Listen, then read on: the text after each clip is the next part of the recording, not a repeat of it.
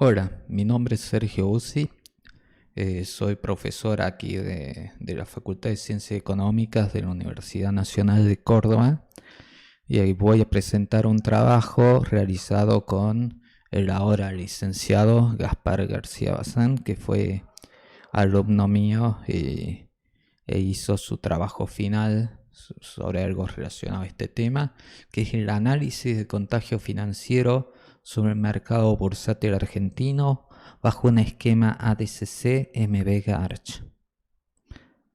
Bien.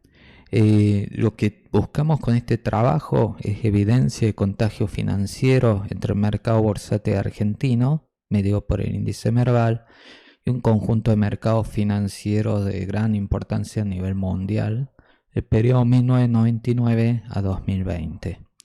Sí, por contagio financiero entendemos una suba significativa en las correlaciones temporales entre precios de activos financieros de dos o más países luego de un shock sobre uno de ellos. Si existe contagio financiero, esto impone un límite a la efectividad de la diversificación internacional de los activos financieros.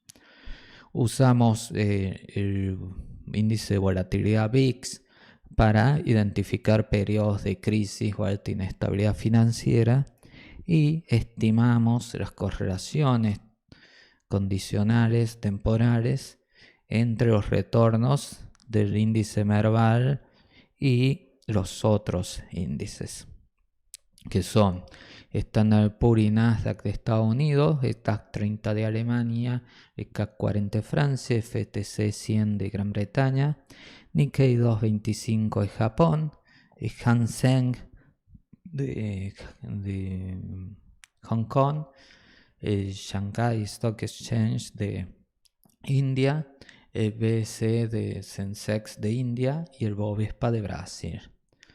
El problema metodológico central es que la heteroceasticidad en serie de retorno genera estimaciones sesgadas de los coeficientes de correlación. Por eso se realizan dos pasos, ¿no?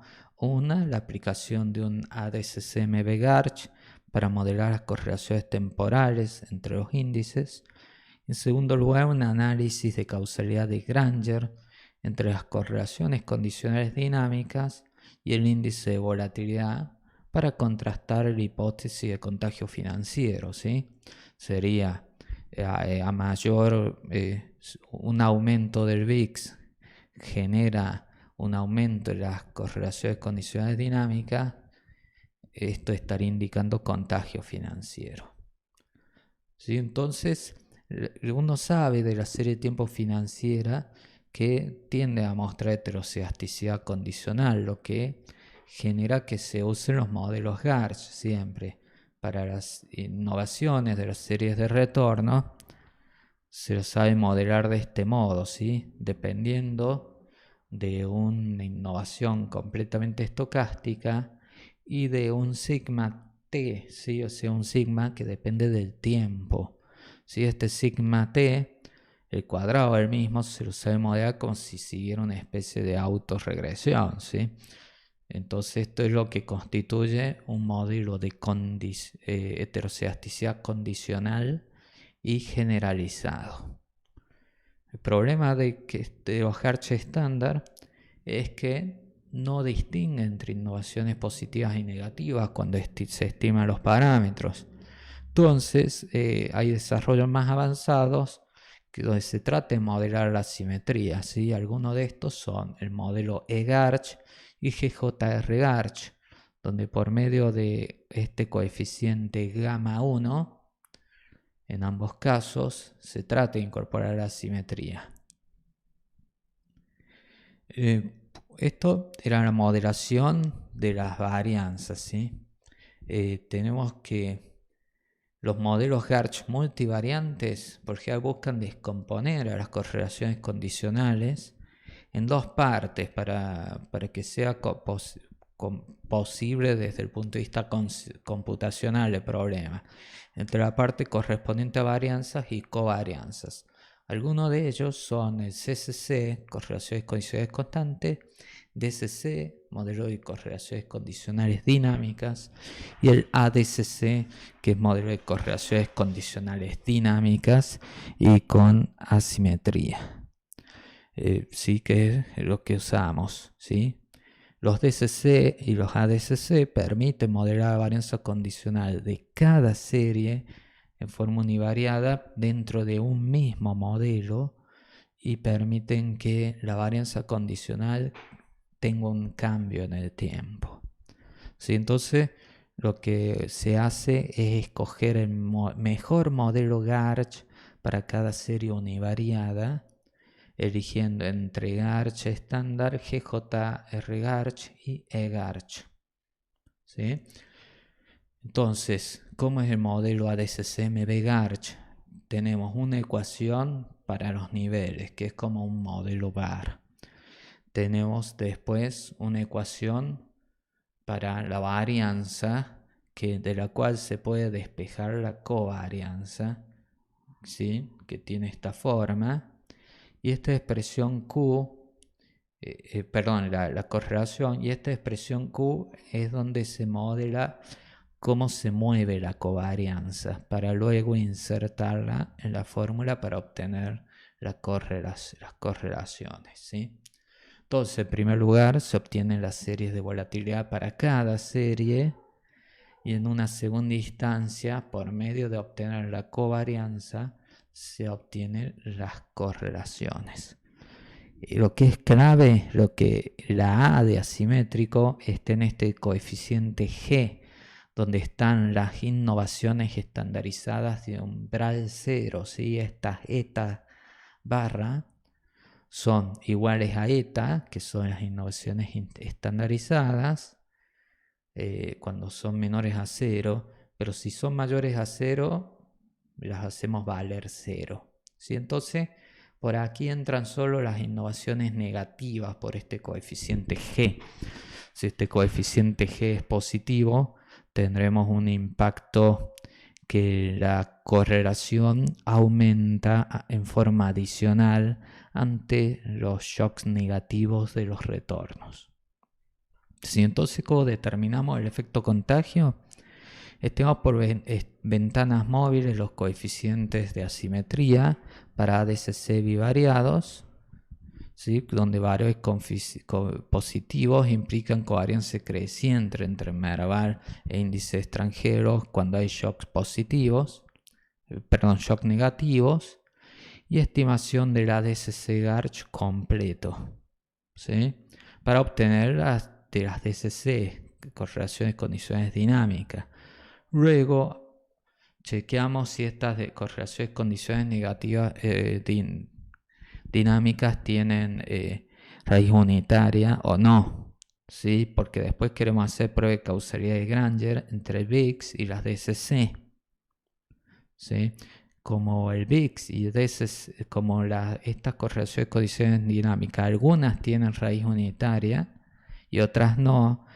Para analizar causalidad corresponde usar las pruebas de Todd y Yamamoto y Bauer y Maynard, ¿sí? Que mejoran a la prueba estándar de causalidad de Granger para saltar la limitación de que no son todas integradas de orden cero. Y también se hacen las pruebas de causalidad entre una dummy VIX y los DCC, que esta dummy VIX es una dummy que se activa, o sea que vale 1 si el VIX es mayor a 30. ¿Sí? O sea, esta dummy VIX pretende medir crisis, ¿sí? Un coeficiente de volatilidad muy alto. Entonces, los datos fueron series diarias para los mercados que dijimos. Se trabaja en dólares para eliminar efecto inflacionario. Se usa el tipo de cambio oficial, salvo en época de cepo, que se corrige usando Blue. Y se encuentra que hay exceso de kurtosis y asimetría en todas las series, asimetría negativa y kurtosis positiva, pero en el Merval son más marcados estos problemas. Entonces, ¿sí? Y aquí están los retornos y se nota que hay clústeres de volatilidad, ¿sí? Por lo general los retornos están en torno a 0 y tienden a desviarse más en algunas épocas particulares. Son como clústeres de volatilidad. Las estimaciones del ADCC Garch, del modelo ADCC Garch, para cada uno de los modelos univariantes, se indican coeficientes significativos para las partes AR, en todos los casos ARMA 1,1, y también en la parte de la varianza. Y en todos se elige un EGARCH o GJR Garch, salvo en el caso del FCHI, que ahí parece no haber asimetría. Y estos son ya los coeficientes de la parte multivariante pura, donde tenemos que el coeficiente G es positivo, lo que indica que de hecho los shocks negativos en los retornos tienden a generar correlaciones condicionales más elevadas. O sea, esto es evidencia de contagio. Haciendo en ventanas móviles el coeficiente G, veo que hay épocas en las cuales el coeficiente, incluso el coeficiente también aumenta, ¿sí? Estas son las correlaciones condicionales dinámicas, que se nota que en la época de la crisis de 2008, las crisis subprime por lo general tienen niveles más elevados del Merval con cada uno de los otros mercados. Y las pruebas de causalidad de Granger, primero la de Todd y Yamamoto, tenemos que del VIX, el VIX causa, no rechazamos que cause a las correlaciones de Merval con otros mercados. ¿Sí? Después que las correlaciones no causan a VIX, la dummy VIX causa a las correlaciones condicionales. Las correlaciones condicionales no causan a la dummy VIX en general, ¿sí? O sea, según Todd y Yamamoto, se rechaza la hipótesis de no causalidad de VIX hacia DCC en todos los casos. Lo mismo para dummy VIX, salvo en 2 casos. En ningún caso hay causalidad desde las DCC hacia VIX, ni desde las DCC hacia dummy VIX. O sea, hay una causalidad unívoca, ¿sí? Desde la volatilidad o desde la dummy VIX, que está indicando crisis, hacia las correlaciones condicionales, ¿sí? Cuando hay mayor volatilidad, los mercados tienden a moverse en forma conjunta y no al revés. Si se hace lo mismo con la prueba de Bauer y Maynard, se puede chequear que se tienen resultados similares, ¿sí? VIX causa la Granger a las DCC, dummy VIX causa la Granger a la DCC, a excepción de un caso, reforzando lo que se vio con anterioridad. En cambio, no se encuentra evidencia de causalidad de DCC hacia VIX, excepción de 2 casos contra VIX y de ninguno contra dummy VIX. Entonces, como conclusión, encontramos evidencias de mayor variabilidad del retorno en época de crisis. Hay evidencia de contagios y que el mismo es más profundo en época de crisis. En general, los resultados de la prueba de Bauer y Maynard refuerzan los obtenidos por la prueba de Todd y Yamamoto y los obtenidos de analizar el coeficiente G, ¿sí?